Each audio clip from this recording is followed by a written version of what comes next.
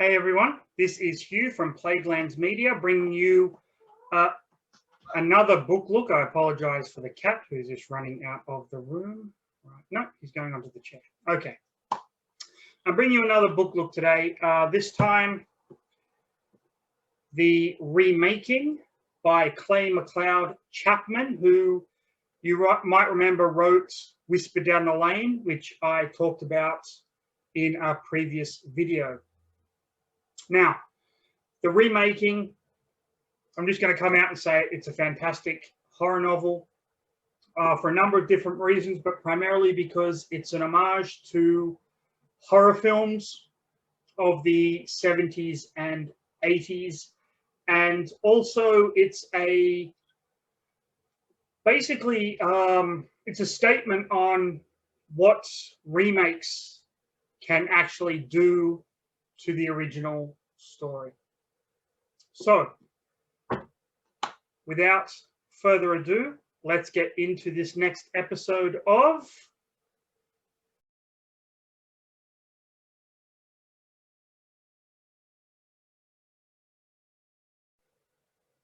Now, what's really interesting about this book is that it covers 4 time periods, and you get the story from different perspectives. The author is very good at writing different character perspectives and making each character sound very unique. So the first time period, I guess the story begins in 1951, and it's told from the point of view of a hobo who is sitting around a campfire, and he's recounting the story of the ghost of Pilot's Creek, or I should say the witch girl of Pilot's Creek. And basically this is just really a kind of a cliched story where a woman is believed to be a witch, so she's run out of town. She lives in the woods with her daughter, making remedies for illnesses, and the townsfolk, who don't really like to admit that they go and visit this woman to get these remedies, they actually do. There's an accident, and the woman and her daughter are then brutally killed by the town. And yeah, it's just your run-of-the-mill urban legend style small town ghost story.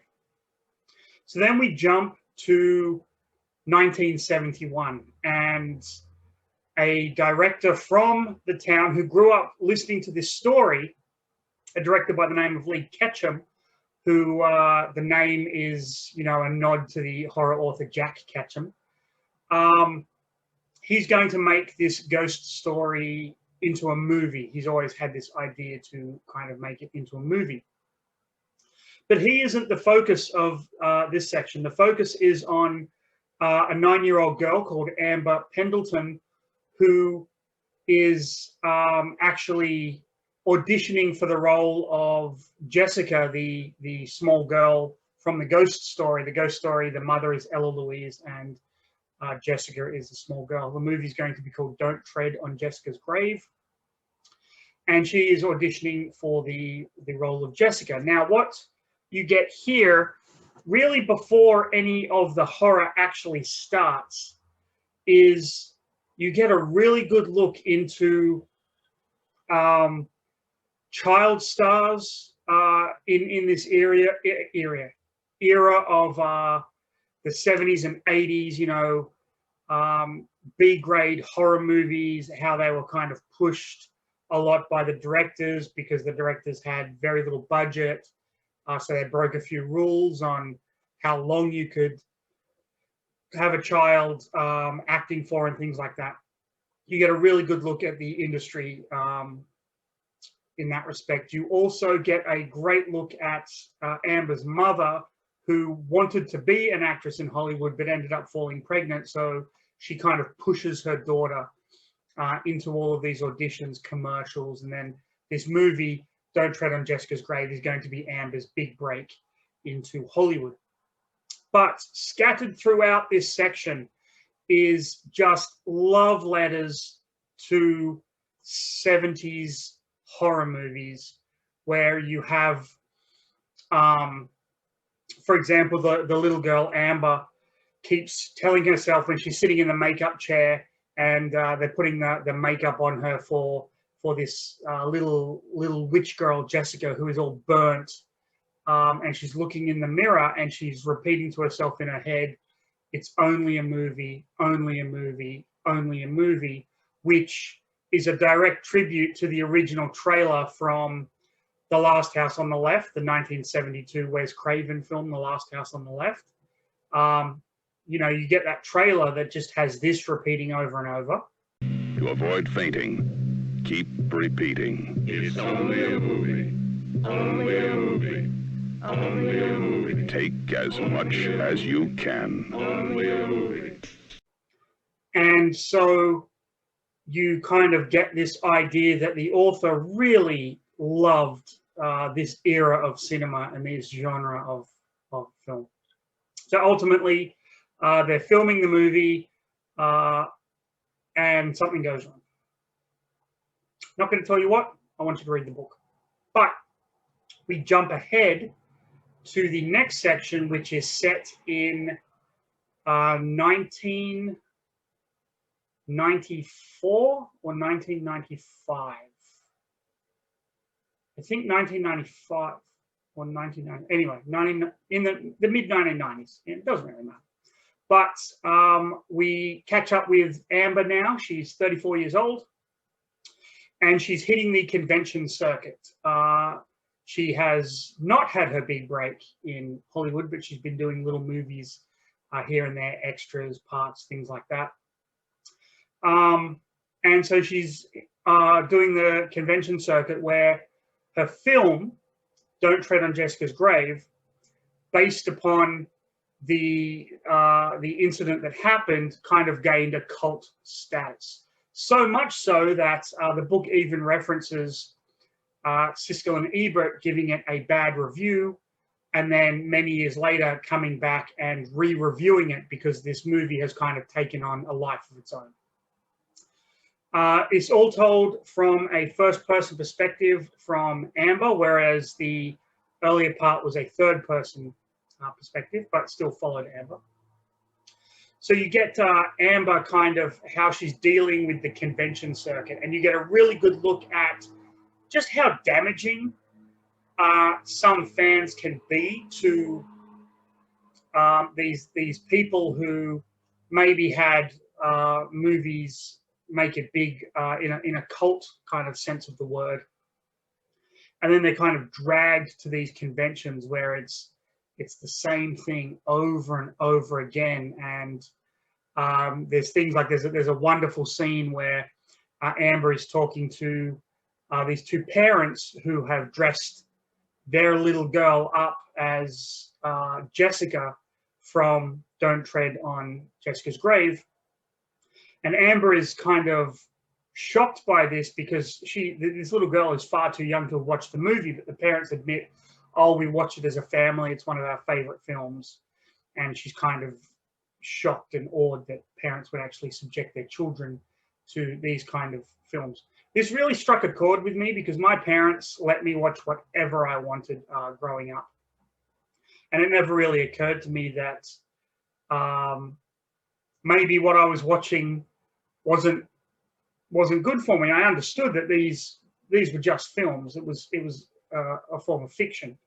But I understand how some parents can kind of believe that these movies are detrimental to a child. I certainly don't believe that, but if you have that opinion, then hey, all the power to you. So Amber discovers at a convention that they're actually remaking Don't Tread on Jessica's Grave, and her agent says that the director wants her to play the part of Jessica's mother in this remake, which is going to be called I Know What You Did on Jessica's Grave, which is a clear nod to the film I Know What You Did Last Summer.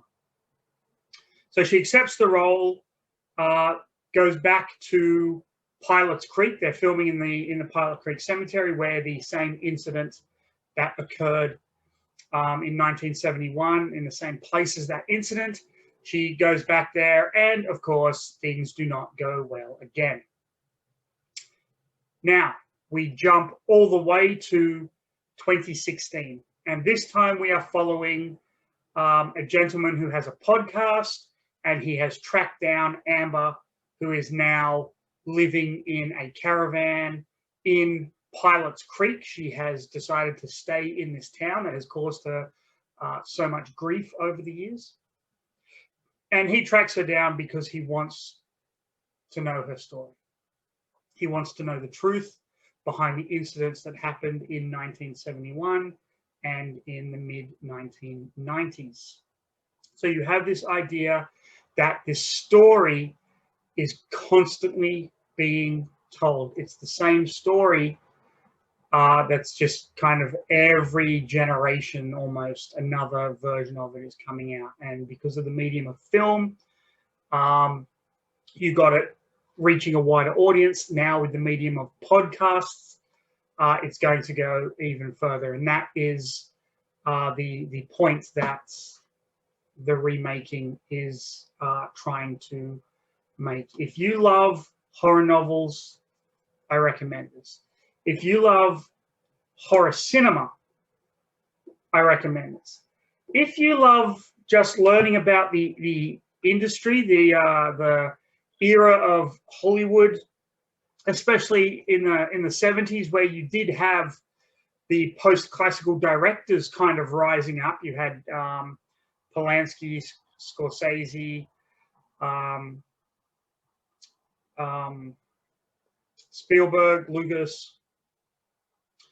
But at the same time, Hollywood was kind of squashing the little guy, squashing the independent filmmakers, not giving them as much money, forcing their hands when it came to films that weren't really going to have a big cinema release, but were just going to go straight to the kind of VHS market. It's a very interesting period of time, one that I could really talk about for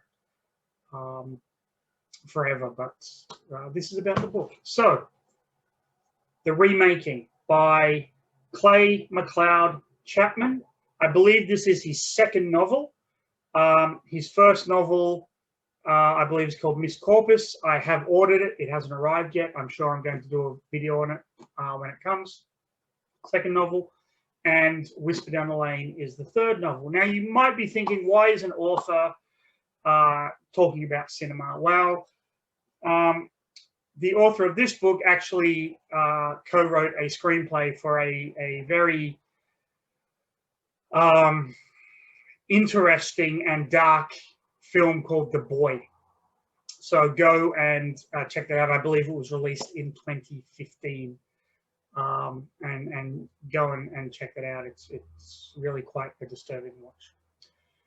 So that is it for today. Please stick around and I will be talking about some upcoming projects. But until then, if you just want to leave, I highly recommend taking this time to read a fucking book, people.